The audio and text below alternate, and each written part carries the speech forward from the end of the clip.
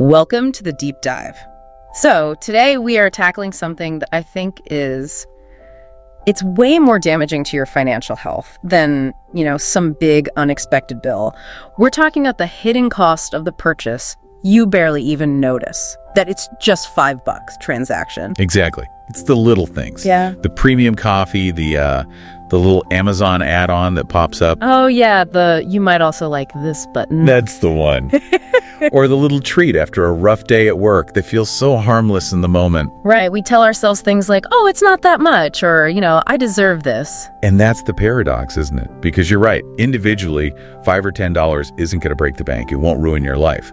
But the problem starts when that little purchase becomes a habit, when it's automatic, when it's emotional. It stops being a small expense and starts being this silent drain. A financial crisis generator is what it is. I don't even think of it as a hole in the budget. It's more like entropy. Oh, I like that. Explain that. Well, in physics, right, entropy is just this slow, inevitable slide into disorder. So if your income is this predictable, ordered system, these tiny unconscious purchases are the entropy. They're just these little energy leaks that happen without any effort. Okay. And by the end of the month, the whole system is in chaos, and you have no idea where the money or the energy actually went. That is a perfect analogy. That invisible drain is exactly where most of the financial stress comes from for, regular working people. Right. Because we're great at the big stuff. The mortgage, the car payment. Those are predictable. They're static. You see them coming. You see them coming. That's what we call system 2 thinking. It's logical, it's effortful. But these small, sneaky little purchases, they operate entirely on system 1. The autopilot brain. The fast, impulsive, emotional brain. And that is what truly erodes your savings and creates that constant low-level anxiety. Yeah. Okay, so our mission for this deep dive is, it's pretty big. We need to really pull this machine apart. Yeah. First, to understand the psychology. Why does $5 get a free pass from our brain's risk department? Second, let's look at how companies actually engineer this. The retail tricks, the app designs that are built to make us spend. Oh, it's a science. $1 billion science. And finally, let's get practical. What are the actual systems, not just willpower, but systems you can use to switch from that unconscious, guilty spending to making intentional, guilt-free choices? Yeah, this isn't about spreadsheets and just, cutting back. This is a deep dive into financial behavior. Yeah. We're really looking at the difference between a conscious decision and just an automatic emotional reaction. Right. So you can walk away with the tools to fight back against this stuff, not just against your own craving for a cookie. All right, so let's start with the brain. Truly, why does a $5 loss just not register, but a $50 one makes us pause and do all this mental math? What's going on in there when we hit that one-click purchase button? Well, it's all about how our brain processes pain versus reward. And to get it, we really have to understand that model from behavioral economics you mentioned earlier, system 1 versus system 2. Okay, break that down for us. So system 2 is your conscious self. It's the logical, calculating part of you. The grown up in the room. The grown up in the room, exactly. And it wakes up when you face a big purchase, a new TV, a plane ticket. Yeah. It calculates. It weighs pros and cons. It thinks about long-term goals. It's hard work. It takes energy. And that's the same brain power we use for sticking to a diet or forcing ourselves to go to the gym, right? It's a limited resource. It is absolutely a finite resource. It gets exhausted. Now, system 1, that's the complete opposite. Yeah. It's fast, it's intuitive, it's emotional, it's automatic. Oh, walking, tying your shoes. Yep. Or jumping when you hear a loud noise. And critically for our conversation, it's the system that handles the $5 purchase. And why is that? Because $5 is just too small to be seen as a threat. It doesn't set off the alarm bells in System 2's risk center. So instead of hitting the brakes, it just floors the gas on the reward pathway. Precisely. The cost is so small, it's below what we'd call the pain threshold. So instead of triggering a feeling of loss, it triggers an instant reward response. You get that little hit of dopamine. And there's no friction. No cognitive friction, no guilt, no thinking about the future. The brain is basically tricked into seeing it as a pure, consequence-free reward. That is the ultimate short circuit. It's like getting all the pleasure without any of the mental work or the financial hangover later. And this gets really dangerous when we start talking about these purchases as what they often are. emotional band-aids. Yeah. We have to connect the dots here between our stress levels and these little expenses. Yeah. I think this is maybe the most important insight for anyone listening, to get past that self-blame, that feeling of, I'm just bad with money. It is. Because the root cause usually isn't irresponsibility, it's stress, it's exhaustion. So when you're overwhelmed, what happens? Well, when you're overwhelmed, anxious, burned out, Yeah. your whole body chemistry changes. Stress hormones like cortisol start to spike. And that cortisol directly messes with the part of your brain that does all that logical planning. The prefrontal cortex. The prefrontal cortex, the homeless system too. So high stress and a heavy cognitive load literally shut down your ability to think logically about the future. Wow. Your brain's priority just shifts instantly. It's no longer about long-term financial security. It becomes about one thing and one thing only. Immediate relief. Immediate, critical emotional relief. So stress actually shrinks your decision-making window down to just what can make me feel better in the next 30 seconds. That's it.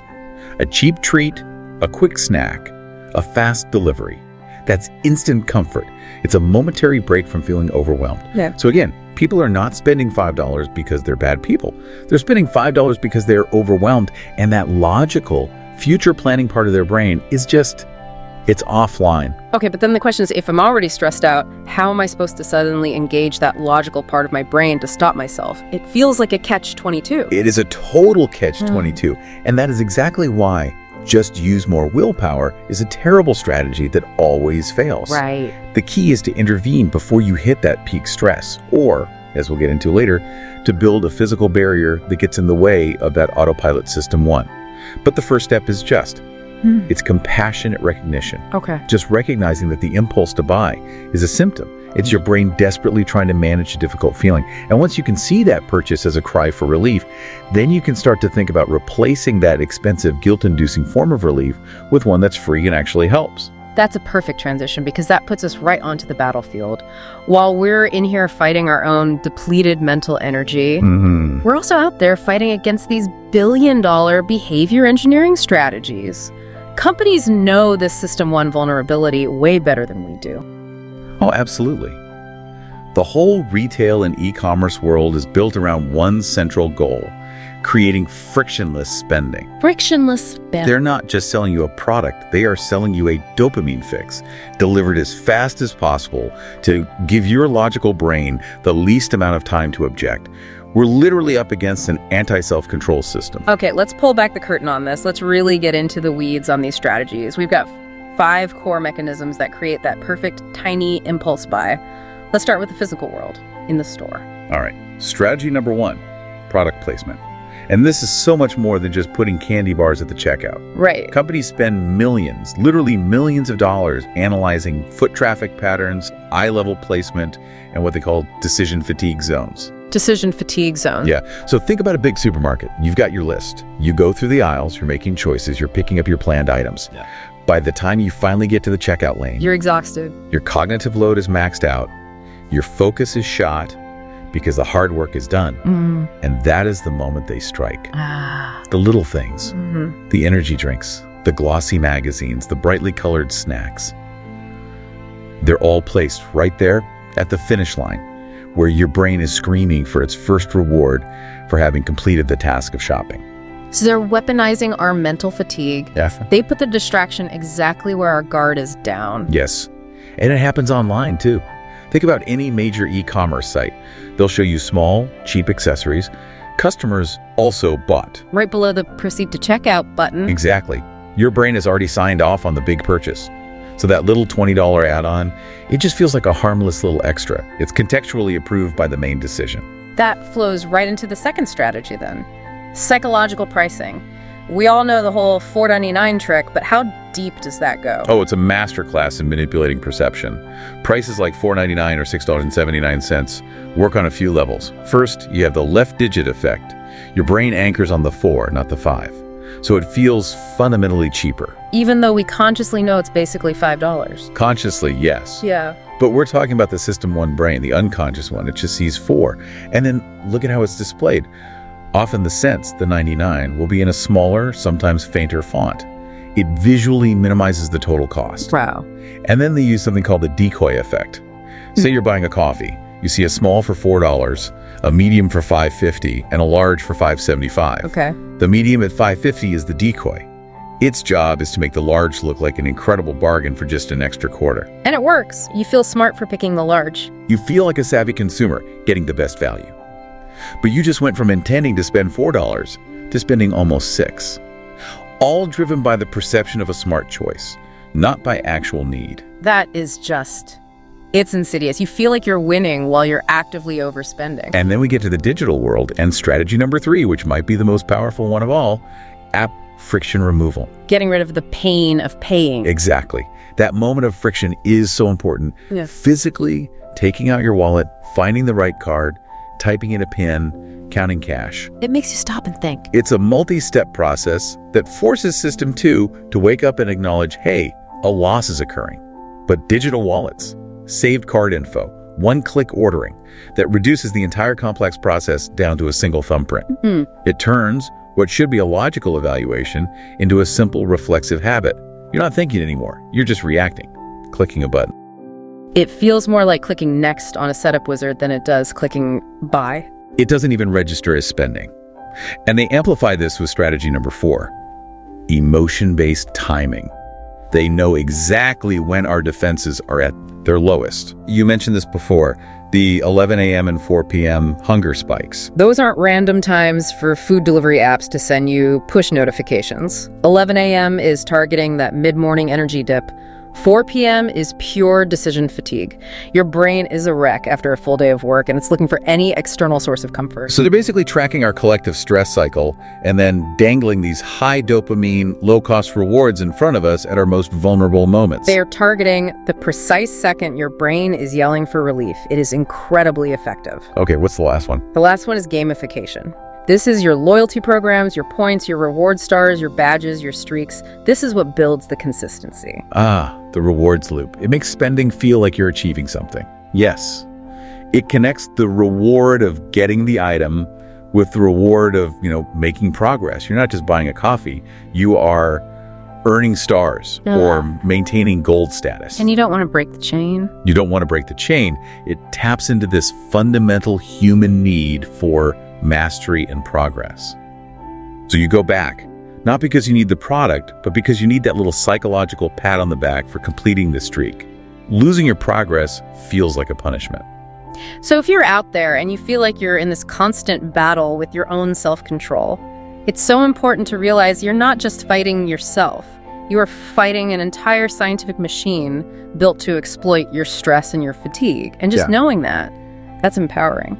So now that we see the why and the how, let's get really concrete about the cost. It's time to do the cold, hard math of what I call financial death by 1,000 cuts. Yeah, for a lot of people, I think this is the real reason they can't seem to get ahead. This invisible flow of money, it's hiding in plain sight.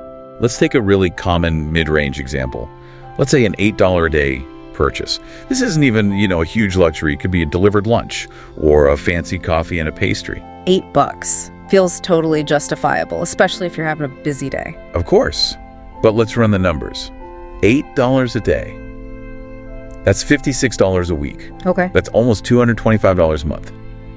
And the annual cost, that one little autopilot habit, is eating $2,912 a year. Wow. Okay, when you say it like that, that's almost $3,000. That's a vacation. That's paying off a credit card. That's a real emergency fund. Right. It suddenly stops being a little treat. And here's the thing. Almost nobody has just one of these leaks. True. So let's add another layer. Let's say on top of that, you have a couple of $25 takeout orders a week, plus maybe $10 in random app purchases or vending machine snacks. That sounds pretty standard for a lot of people. It's very standard. That's another $60 a week, which is another $3,120 a year. Right. So suddenly you're looking at over $6,000 a year. $6,000. All just gone. On autopilot. On convenience and comfort. Not on anything you'd even remember. And $6,000 a year. Yeah. That's often the entire difference between feeling like you're struggling and feeling like you have real financial security. That is the answer to the question, why do I feel so broke when I make decent money? It's the silent killer of your goals. It really is. But the money itself is only one part of the damage. The psychological costs, what I call the 4 hidden damages, can be even more destructive. Okay, let's break those down. What's the first one? The first one is the erosion of your buffer, your financial security. Every little $5 or $10 impulse is money that could have been building your emergency fund. Right. When that cushion is constantly being drained by these little micro leaks, you never get that feeling of safety. You're always living right on the edge of your available cash. And that creates this chronic, low-level financial stress. You're trading real psychological security for a fleeting moment of comfort. That's a powerful way to put it. Okay, hidden damage number 2. Number 2 is the emotional guilt cycle. And this is a really vicious loop. The impulse purchase leads to feelings of shame and regret. Right. Especially if you know you should be saving. That shame is a painful feeling. And what do we instinctively do when we feel pain? We seek comfort. We seek comfort. And what's the easiest, fastest comfort available? Another cheap, instant reward. Another impulse buy. Oh, wow. So you're spending money to feel better about the money you just spent. Exactly. It's this destructive, exhausting loop of self-sabotage. And that really gets to the core difference between intentional spending, which brings joy, and unconscious spending, which brings that flash of relief, followed by guaranteed guilt. That's a huge distinction. Okay, what's number 3? Number 3 is really psychological. It's false poverty signals. Think about it. When the bank account you use every day, your checking account is constantly being drained by these micro purchases. It's always low. It's always running on empty. And your brain sees that. Even if you have thousands in investments or savings, your subconscious gets this constant, powerful signal of scarcity, of poverty. And that anxiety makes you make other bad, short-sighted financial decisions. It keeps you stuck in that reactive survival mode brain. It keeps you in system 1. All the time. And finally, number 4, financial blindness. When thousands of dollars are just vanishing through dozens of tiny, untraced transactions, the loss feels mysterious. You just know the money should be there, but you can't find the leak.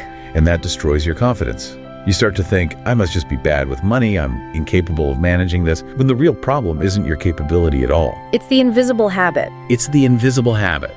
You're not weak, you lack a system for awareness and structure. And that reframing is everything when we start talking about solutions. And the good news here is that stopping this doesn't mean you have to suddenly switch to, a life of total deprivation. Right. That never works. It never works. That approach relies on willpower. And as we've established, stress just kills willpower instantly. So the goal is intentionality, not elimination. We're not saying never have a treat again. We're saying make sure every treat is a conscious choice, not a guilty reaction. That's it, exactly. When a purchase is intentional, it's empowering, it brings you joy.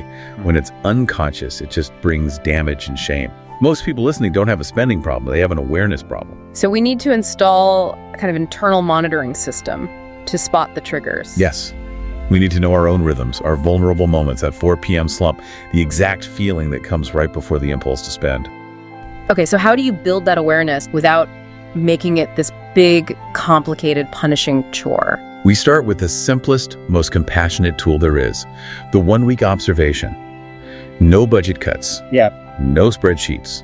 For just 7 days, your only job is to observe your own behavior with zero judgment. Okay, let's get specific on what we're tracking. It has to be more than just writing down what you bought. We need to connect it to the emotion. Absolutely. We need to track 4 key data points for every one of these little purchases. Number 1 is easy. What did you buy and how much was it? That's just the fact. Okay. Number 2, what was the perceived reason? I was hungry or needed caffeine. The surface level justification. Right. The story you tell yourself. Exactly. Now, number 3 is the most important. What was your emotional state right before you bought it? And I want you to rate it on 2 simple scales, 1 to 10. What are the scales? First, fatigue, 1 to 10. Second, boredom or stress, 1 to 10. This is how you find the real trigger. If your fatigue was an 8 and your stress was a 7, you know that purchase was driven by your resources being totally depleted. And the last data point. Number 4, how did you feel 30 minutes after you bought it? Was it real, lasting joy? Or did that guilt and that mental fog just creep right back in? I love that because it shifts the analysis from I spent $8 to my 8 out of 10 stressed brain demanded immediate relief. And you get to ask the real question, what was my brain trying to do for me? And did this $8 solution actually work long term? Right. And once you see that, hey, every single day at 4 p.m. when my fatigue score hits a 7, I buy a soda. You've found it. You've identified the underlying need. The need isn't the soda. The need is energy or control or just a break. So using that example, the 4 p.m. slump, the problem isn't the desire for a snack. The problem is an emotional debt you've been building up all day. Precisely. So the wrong solution is just to tell yourself, don't buy the snack. The right sustainable solution is to say, okay, let's give my exhausted 4 p.m. brain a better free tool for relief. And that's where we use the 3-step loop breaker. Okay, what are the steps? Step 1, identify the trigger. We just did that. It's decision fatigue and stress. Step 2, create friction. This is where we actively fight back against that frictionless spending system. We have to introduce small physical barriers. So delete the DoorDash app from your phone. Don't just hide it in a folder. Yes. Delete the apps. Turn off all the push notifications from shopping sites. And this is a big one. Remove your saved credit card information from your web browser and from those e-commerce apps. Yeah. Just the 45 seconds it takes to get up, find your wallet, pull out the card, and type in the numbers is often enough of a pause to wake up your logical brain and kill the impulse. That little bit of friction is like a fire break for the impulse. It's your moment of choice. And then step 3, replace, don't remove. Your brain still needs relief, so we have to give it a better option. So instead of the expensive relief, you offer it a zero-cost one. A zero-cost one. If the trigger is fatigue, the replacement might be a 10-minute walk outside, or just doing some deep stretches at your desk. If the trigger is boredom, maybe the replacement is calling a friend for 5 minutes. You are still addressing the emotion, but you're doing it with an intentional action, not an automatic purchase. I like that. You're still giving your brain the comfort it's asking for. You're just doing it in a way that actually supports your goals instead of undermining them. So awareness is the foundation. But to maintain control over the long haul, you need systems. Willpower comes and goes. Systems just run on autopilot. We need simple, non-punishing structures to manage these little leaks consistently. Exactly. And I have 4 essential systems that are practical and pretty easy to set up. Okay, let's hear them. What's system 1? System 1 is the weekly spending refill. This is all about creating clarity around your discretionary money. So your fun money. Your fun money, your treat money, your coffee money. The system is simple. You figure out what you can afford for that stuff for the whole month, then you divide it by 4. Every single Friday morning, you transfer only that 1 week's amount into a separate checking account or a digital envelope in your banking app. Ah, I see. That is your life money for the next 7 days. The benefit here is that a big monthly budget, say $600, feels abstract and easy to lose track of. But a weekly budget of $150, that feels very real and manageable. And it makes the consequences immediate. If you blow through that $150 on Monday, you know you have to get through till Friday. It forces you to be conscious of your choices. It creates a really clear artificial boundary that your brain can easily understand. And it stops your main bank account from always looking empty, which gets rid of that false poverty signal we talked about. I love that. Okay, what's system 2? System 2, the friction rule.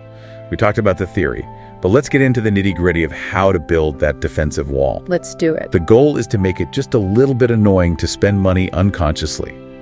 So beyond deleting saved cards, think about the physical location of your payment methods. What do you mean? If you always use your debit card for these little purchases, move that card to a totally different, less used slot in your wallet.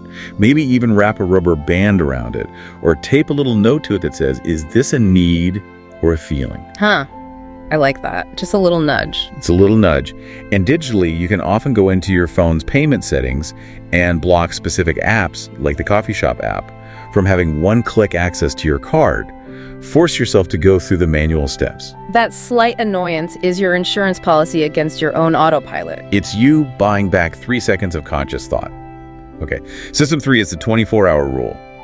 This one is maybe the single most effective tool against emotional impulse buys. So for anything that isn't a necessity. For any non-essential purchase, anything that's not, gas for the car or groceries for dinner, you have to wait 24 hours before you can buy it. Time is the ultimate impulse killer. It really is. When your emotional system 1 brain is screaming, I need this now, the 24-hour rule says, okay, but the logical system 2 brain has to sign off on it tomorrow. And most of the time, by tomorrow, the urge is gone. The vast majority of the time. Yeah. The emotional trigger that made you want it has passed. The desire was fleeting. Going back to the website or the store a day later almost always reveals that you don't really want it that badly. And if you do still want it 24 hours later, then it's an intentional choice, Right. and it can be guilt-free. Precisely. And that leads to my favorite, System 4, the fun money bucket. This is how we avoid feeling deprived. Because we know that cutting out all joy just leads to rebelling and failing. This system makes joy mandatory, but with boundaries. You allocate a specific, fixed amount from your weekly refill, say $30 a week, exclusively for treats. Planned coffee, a snack, a little dopamine gift to yourself. And the key is, This is money you were supposed to spend with zero guilt, zero tracking, and zero explanation. This tells your brain that pleasure is not forbidden. It's actually part of the plan. It's pre-approved. That psychological permission is what prevents the rebellion that sabotages bigger goals. so these 4 systems, the weekly refill, the friction rule, the 24-hour wait, and the fun money bucket, they create this environment where your impulsive brain is managed and your logical brain is protected. It saves your willpower for when you really need it. So let's bring this all home and really emphasize the incredible power of just redirecting this money. I think people often believe you have to have a huge income to build real savings, but that's just not true. Redirecting these tiny leaks can create massive change for anybody. Yeah, if we circle back to the math we did earlier, those numbers become incredibly motivating when you think about where they could go instead. Let's say you are able to redirect just $10 a day. That's it. One skip delivery order or one less impulse buy on Amazon. $10 a day. That's $70 a week. Yeah. And over a year, that's $3,360. That's a serious amount of money. It's a life-changing amount of money if you apply it to high-interest debt or start investing it consistently. But think about the emotional return on that. God. That money used to represent guilt and shame and a feeling of scarcity. Now, that same money represents momentum. It represents growth and control and security. That feeling is worth so much more than the $3,000 itself. The momentum and the shift in your identity, that's the real win. Seeing that $30 or $40 a week stack up in your savings, it creates this positive feedback loop that's way more powerful than just forcing yourself to be disciplined. Yes, that is the critical psychological shift. You move away from the identity of, ooh, I'm so bad with money, to the priceless identity of, I am someone who masters my financial systems. And that self-belief just pours into every other big financial choice you have to make. It does. You know, let's take a second and actually guide our listeners through what that feels like. Let's visualize that financial piece for a moment. I love that. Okay, so just take a moment and imagine looking in your bank statement. And gone is that confusing, chaotic list of tiny little withdrawals.